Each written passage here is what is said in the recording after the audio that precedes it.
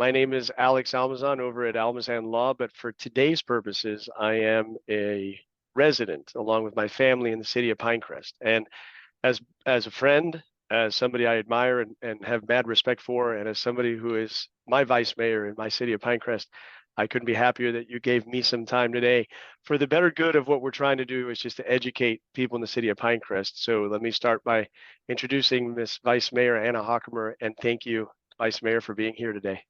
Thank you. Thank you for having me. I think it's very cool to be doing this whole podcasty show thing with you. I think it's Right. great. I know in this cool. So I think COVID made us all so comfortable with this with this medium. So I've decided that since COVID is thankfully over, let's at least have an opportunity to maintain this, which is for us in this setting is a really good way to just try and get some education, which is what we're doing.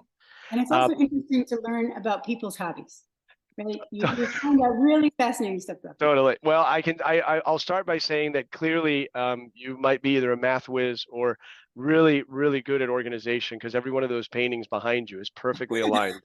I mean, they're all perfect. There's not one off. So, all right. So why don't we do this? Why don't we because the intent of this is we're going to share it and we're going to put it out there, and we hope that our 19,000 or so residents within the city of Pinecrest, that's our target commute for what we're doing here, which is to try and educate them on the special election that's coming up in March 7th. But before we do that, Vice Mayor, I've known you personally for quite some time now, but why don't we give the people who are going to watch this an opportunity? Tell us a little bit about yourself and your history leading up to becoming one of our council members and now our Vice Mayor. All right. Okay. So, Anna Hochkammer. I was actually born and raised in a suburb outside Detroit. I went to college at Northwestern in Chicago. And when I was 21, I went to Ecuador in South America to do a master's degree in Latin American literature. And I ended up marrying an Ecuadorian. I lived in Ecuador for 15 years. I was, in fact, a middle school math teacher. I taught algebra. I had 3 daughters, all of whom were born in Ecuador. And then in 2009, we all moved from Ecuador to what is now known as Pinecrest. At the time, all I knew was I was moving to Miami, and I didn't know that much about Miami. I just knew it was between Key West and Fort Lauderdale. And here I came with my kids. They were 10, 6, and 4. And Pinecrest turned out to be a wonderful place for my family, for my kids, for my daughters, for me. I got very involved in the local public schools. I got involved in PTA advocacy. I think I started learning about local government through the PTA and being PTA president at Palmetto High School here in Pinecrest. And ultimately, the opportunity came to run for office in 2016. There was an open seat. I'd only lived in Pinecrest about 7 years, but I learned and I ran and I talked and I won. And then I was reelected in 2020. So I'm about 6 years into what will be 8 years on the village council, and I love it. The best job. It's amazing. So I'm going to start something to know me is to know that I am an absolute one of these people for those that are like us that decide to run for public office to take care of the things that so many of us were like, no, we're not doing that. So let me throw that in here now again, which is to thank you for doing that, because good, bad, indifferent, when people agree or don't agree, everybody needs to agree that what you do in running and being there, this isn't a job that pays $500,000 a year or anything near that. So thank you for doing that. Let's start there. So all right, why don't we jump in? Because as we also talk about, I'm a big believer people have low attention span. So let's get right into the reality of what we wanted to talk about, which is to live in Pinecrest for the last several months is to see all over the place in everybody's lawn. It seems like a vote no or a vote yes sign. So why don't I start by just giving you an opportunity to talk to us, and I will share in a second here what the actual ballot itself, what the language will be. But Vice Mayor, tell us what this vote no, vote yes is about as far as the city is concerned, because I will tell you from my own words, I've had conversations with a lot of people. There are a lot of people who don't have a clue, but seem to have already made up their mind as to which way they're going to vote. Correct. I think it's really important for people to understand that what we're voting on here, it's a special election to change our charter.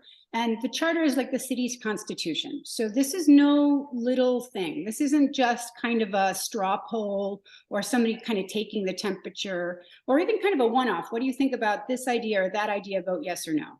This is a constitutional change to the way the city operates. And it proposes to trigger a whole bunch of special elections and referenda for changes that have to do with zoning, land use and our land development regulations. And I find that a lot of people who are very smart, and certainly I include myself in this group before I got involved in local government, am not particularly well informed on the intricacies of zoning, land use, and land development regulations. And I think that's where a lot of the misinformation and misunderstandings happen. And so that's one of the reasons why we're working so hard to get people informed and to understand the consequences for just the day-to-day operations of our city. And Vice Mayor, thank you. That was very well said. I will even add to that. You know, as the owner of a local law firm, just about 2 minutes outside of Pinecrest in the city of South Miami, where I used to live before I wanted to move to Pinecrest to have a little bit more land, a little bit more quiet, and less traffic, and all the things that so many of us enjoy about being there. I will tell you, do a lot of real estate work here, and land use is so specific that although we don't even dip our toe in that pool, we assign that out to specific land use attorneys, and that's what we do for a living.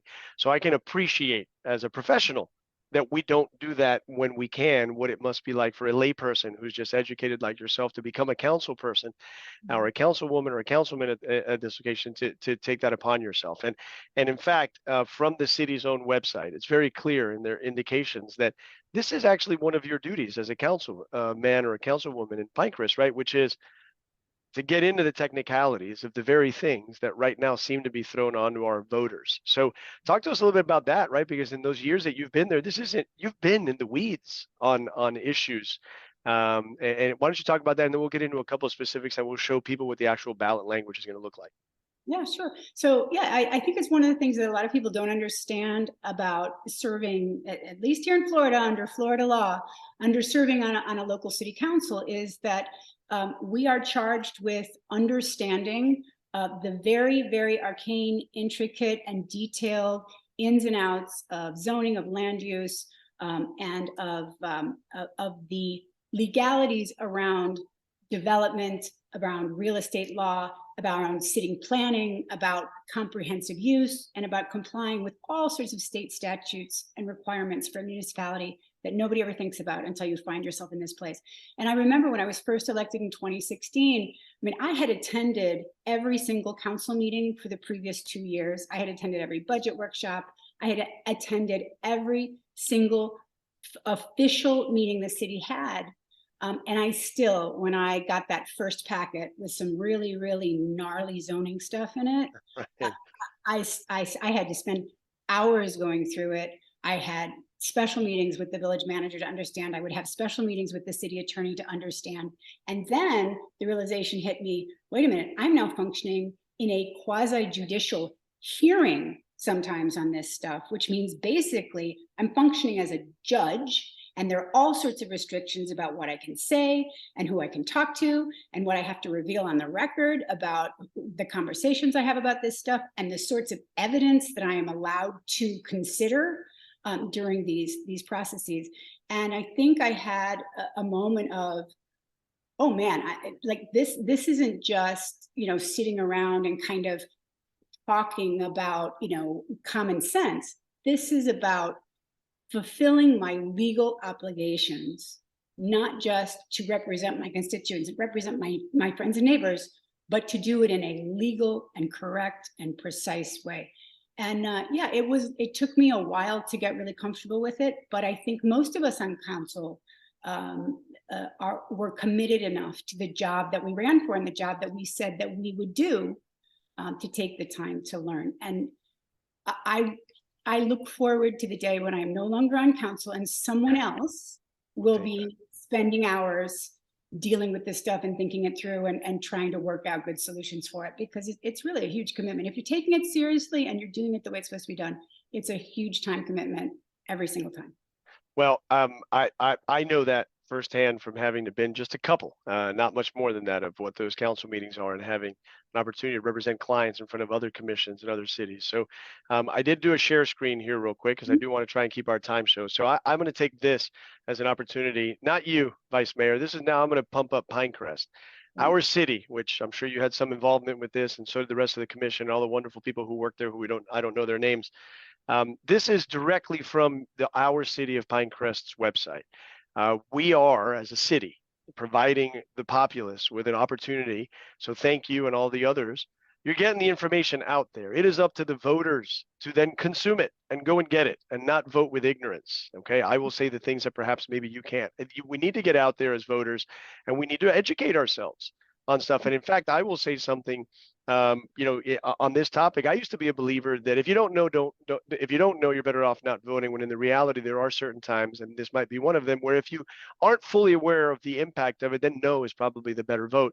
I will share with you, if you go to the direct website, for those of you that are seeing or listening, this is right from our website. And not only is there a bunch of information on there, nobody's trying to pull the wool over anybody's eyes here, okay, as far as the city is concerned. The city is giving you information, and they're putting themselves out there. This is what local government is at its core, we want, which is the vice mayor and the mayor and people putting out there and saying, hey, people that we represent, here are 5 different opportunities starting February 6th, by which right within your own city, if you don't know or you want to know more, here are opportunities. So talk to us about this, Vice Mayor, because I didn't actually know about this until I was preparing for today. And there are multiple events. So what was the impetus for you all as a council and for us as a city to say, you know what, let's get a bunch of these opportunities for people to come out and learn about this important ballot initiative that's a mail-in that everybody, I think if I'm correct from what you told me, people should expect to start receiving them by the end of next week, which would be the first week of February.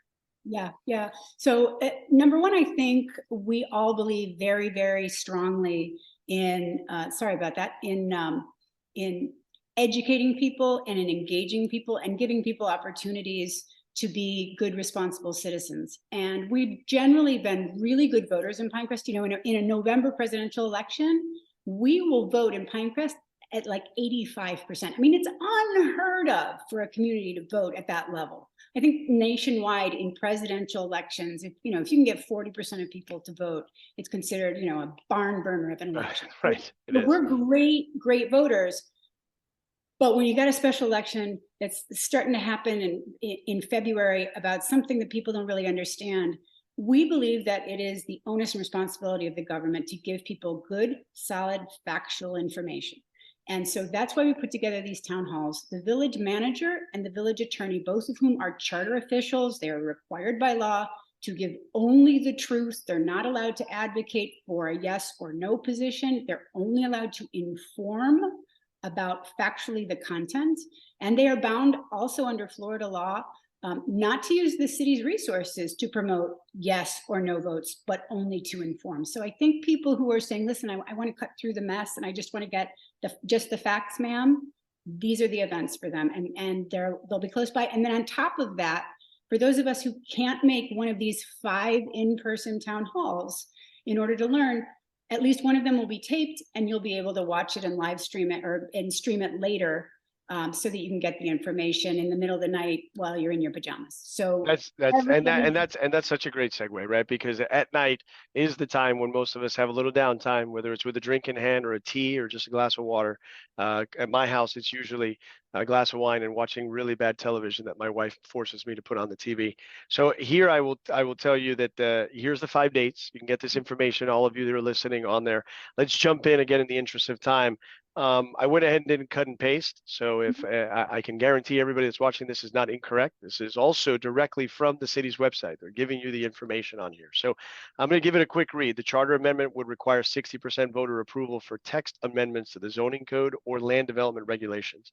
That would create a new zoning district, amend definitions of the land development regulations, or have the effect of allowing uses that aren't currently permitted. And then it gives a couple of examples. Talk to us specifically about that. This was the language that was proposed. It was actually language approved by the very council at the second reading, so that this is what it would look like to the populace for purposes of what you're going to get on your ballot.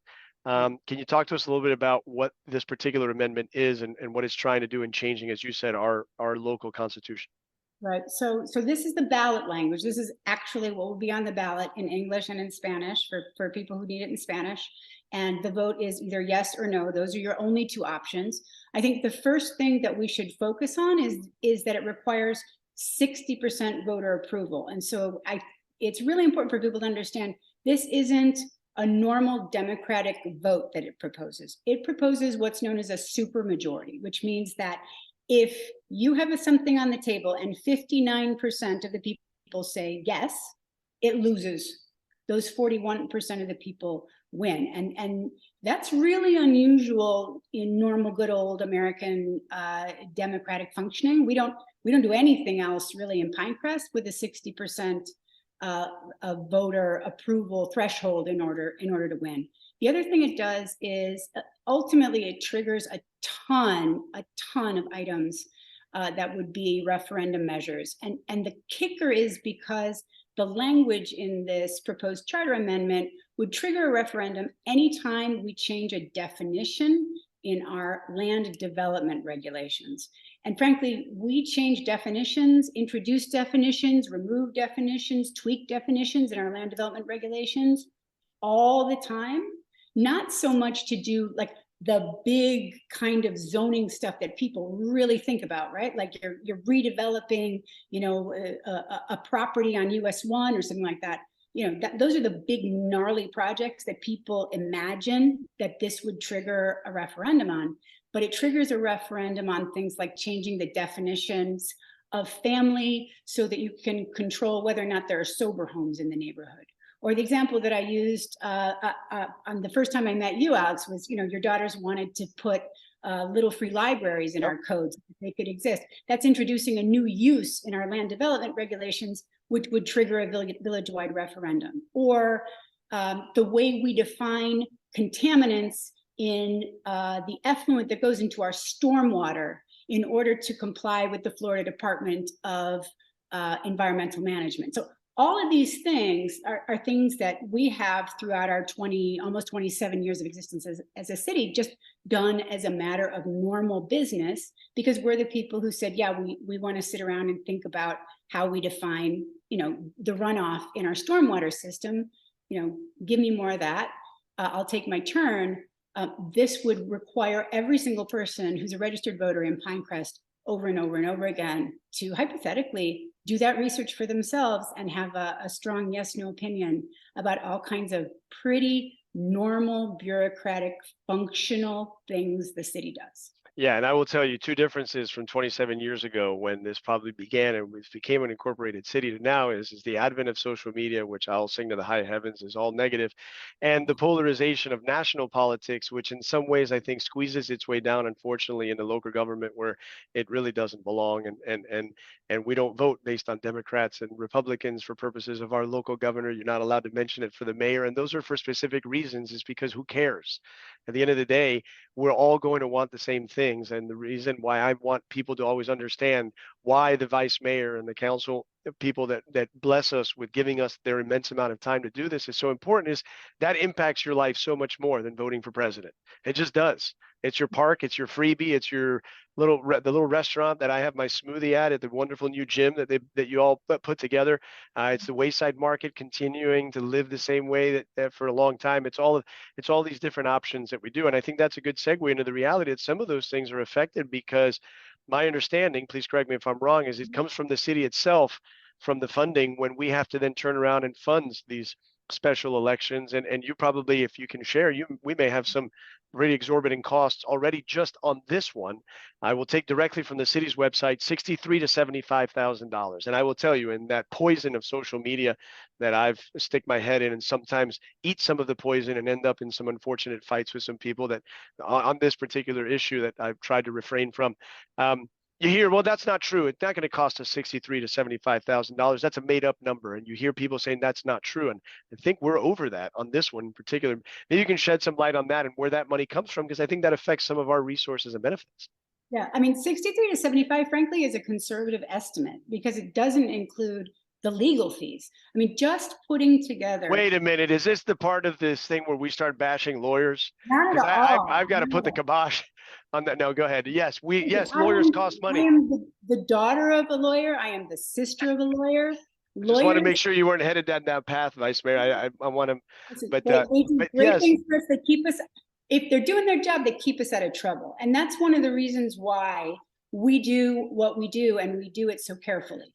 That's why $65,000 to $73,000 is actually conservative, because when we do things in the village of Pinecrest, we do them to the letter of the law. We always do them the most conservative way. We always do them in the way that's going to keep us in compliance. And so when we say it's $63,000 to $75,000, that's what it costs to put together educational materials, to pay the Miami-Dade Department of Elections to actually run this election for us, to print all this stuff up, to pay our staff to put the information together. And we have to put together what's called legally sufficient language, legally sufficient ballot language. And that's not as easy as it sounds when you're trying to describe some of these really twisty-turny land use development and land development regulation things. Figuring out how to say it in 75 words and making sure it says exactly what you actually mean is no small feat for any attorney worth his salt who's being careful. So right now, I just heard from our village manager, we're looking at for this election alone, we're at about 115,000. Remember, we went through 7 different versions of ballot language before we came to one that our city attorney said was legally sufficient. And if you have to do referenda on any of this stuff, you have to go That's to the process. That's the process every time. Thank you. And I'm going to give you a couple things, and we'll try and see if we keep the rest of 5 minutes, which is, I'll tell you some of the things that I've heard. I've heard high rises and hotels are coming to Pinecrest. I've heard the little townhouse development that's going up on the entrance to the Palmetto is what's coming. I've heard, down by 57th Avenue, there's going to be commercial coming. I've heard your single family home that's an acre is going to get rezoned, and all of a sudden next year you're going to have multifamily housing. And as you shake your head, I'm aware too that the answer to all of those things is no. And I'll focus on one real quick, which is the high rises in the hotels coming to Pinecrest. Didn't the city council talk to us about that? Our City of Pinecrest council has actually already voted on that. Yeah, that was done. We had our first reading in November, our second reading in December. We voted on the update on US 1 and its vision, which kept everything exactly the same. Number 1, no hotels. And not just no hotels, by the way, on US 1. Our comprehensive master plan says flat out, you can't have hotels anywhere in Pinecrest, period. So you couldn't even just change, an ordinance and suddenly a hotel appears. Absolutely not, number 1. Number 2, no high rises. The maximum height on US 1 has always been 4 stories. It's been that way since the 1950s when it was platted by the county, when Pinecrest wasn't even a gleam in Evelyn Greer's eye.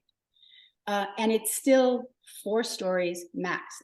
That is it. And no high rises. No, and from the city's own website, there is currently no development in the works in Pinecrest. Can we get rid of that misrepresentation of information that's floating around social media too? So and a couple of final points, and then I'll give you a parting shot there, and then I'll close this out. Is I didn't realize this until you and I had recently spoken, but it doesn't surprise me at all. About how deficient we were in even having some of our own residents. So this is now me, the non-council person that can maybe speak a little bit more freely.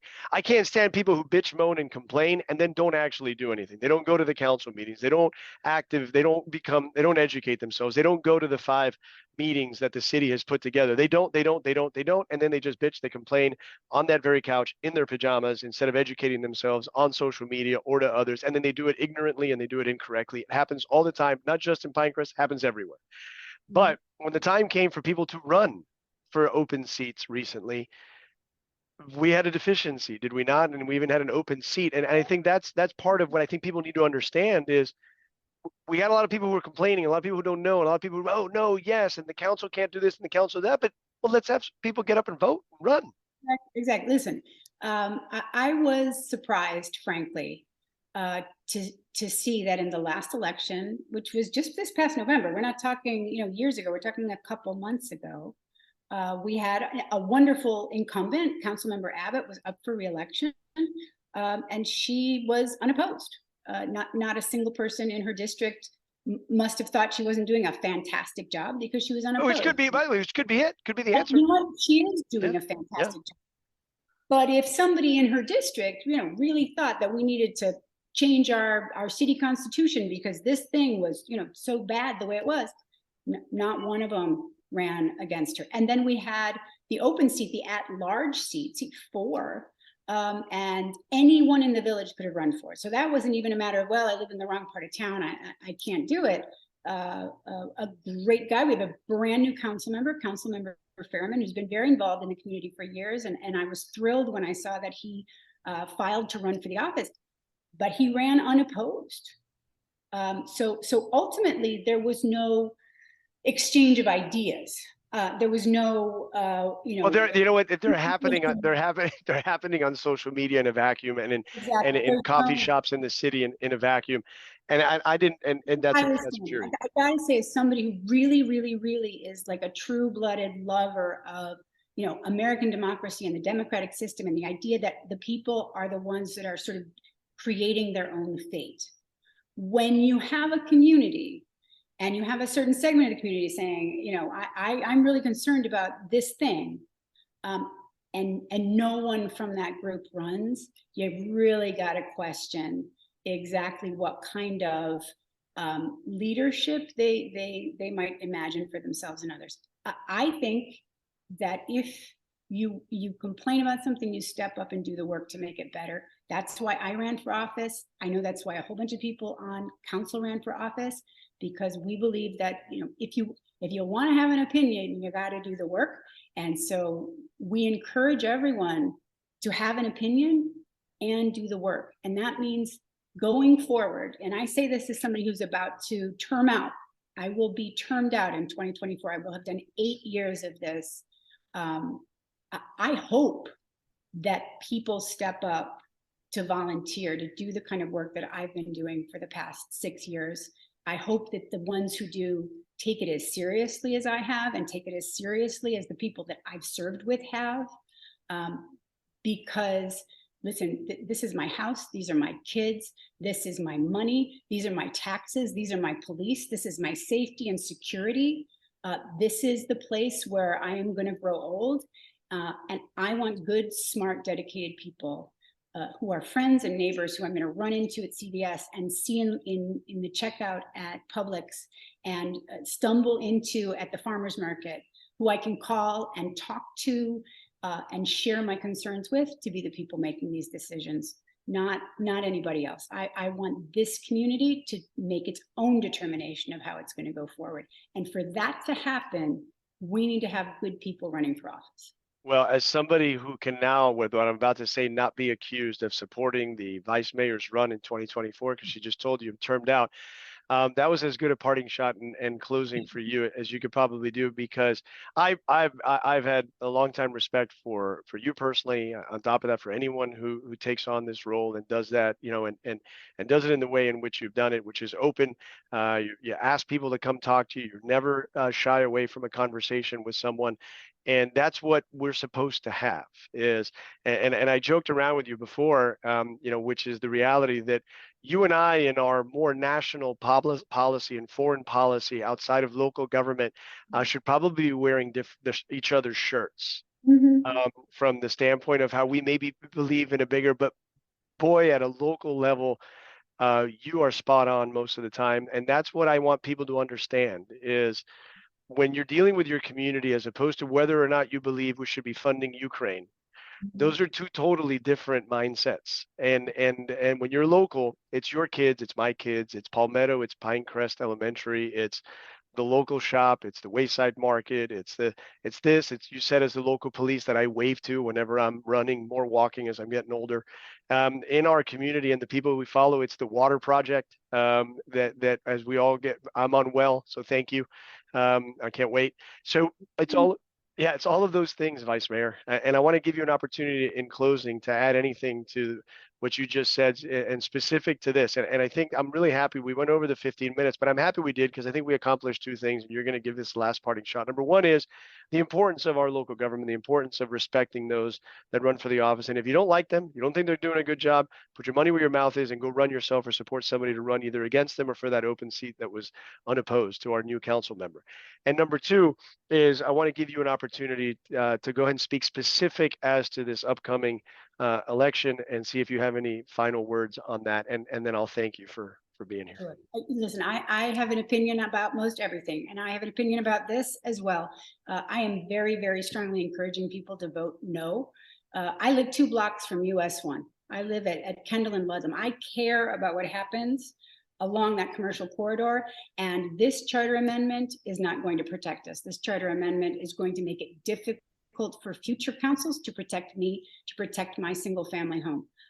It is a charter amendment that is almost designed to create dysfunction, and we need to have an agile government, a nimble government that can act quickly to deal with threats from the county, threats from the state, issues of technologies and uses that may not be something we're even imagining in today's world. So Pinecrest's charter has been working extraordinarily well for 27 years. You can see nothing crazy has happened on US 1 in 27 years, and nothing crazy is going to happen on US 1 if we keep electing good people who don't want to do crazy things.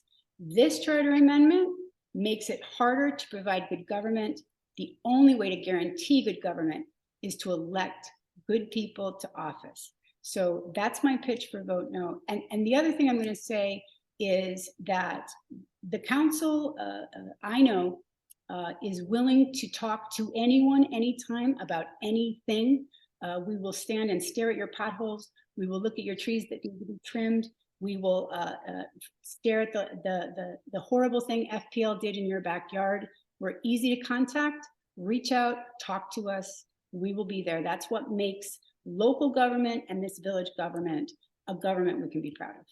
Well, Vice Mayor, that in addition to what you said before is the perfect sequel to that and what you just said. And I can't tell you enough how much I appreciate it. I will add my own here, which is, yes, I'm also a staunch advocate for the vote no. I think that's why you elect these people. And I think there's a lot of fear mongering that is going on to this. And I think the activists that are behind the Vote Yes campaign, get your ass into an open election, and the one you just missed would have been a good one. Well, then get in for the one in 2024, and or not support somebody then there. But I know I will speak for every one of those council members who I also know, but although not maybe as well as you. These are good people. These are all parents in our community that are giving up their time. And I've lived in Pinecrest now for 8 years in 2 different homes. And everything has gotten better since I've been there, and you've been there the whole time, and so have these people. This is a fear-mongering campaign. This is a misrepresentation campaign made by people to support an initiative with a vote yes that is just frankly an overcorrection nuclear bomb to a phantom problem. And I can't tell you how much I appreciate you taking the time to come out, because what we're trying to do, Vice Mayor, and I'm trying to support your primary initiative, which is let's educate the public. And if things aren't broke, don't fix it. And don't believe somebody who tells you it's broken. Walk around your streets, walk around down things.